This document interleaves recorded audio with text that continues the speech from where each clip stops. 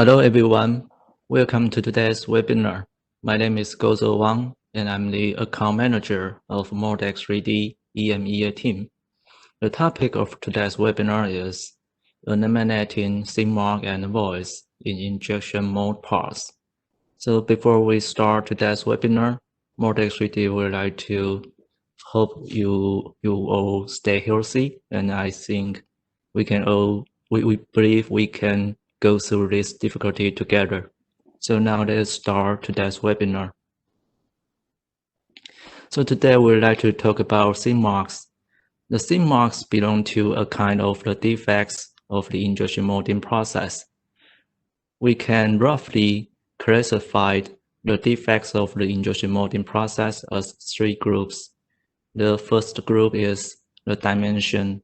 So just like the warpage or like the shrinkage, this kind of defects, just like the dimension of your product is different to your design value.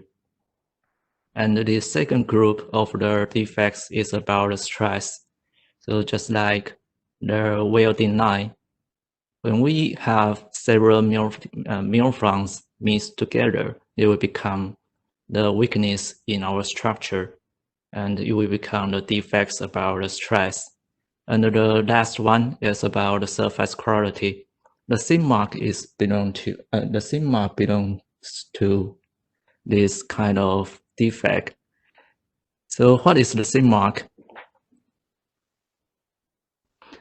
The CMOC is when we put our injection molding part under the bright light, sometimes we can see there a little bit ups and down on the surface, and this kind of ups and down is not from the cavity design, and we call this kind of defects as CMOCs.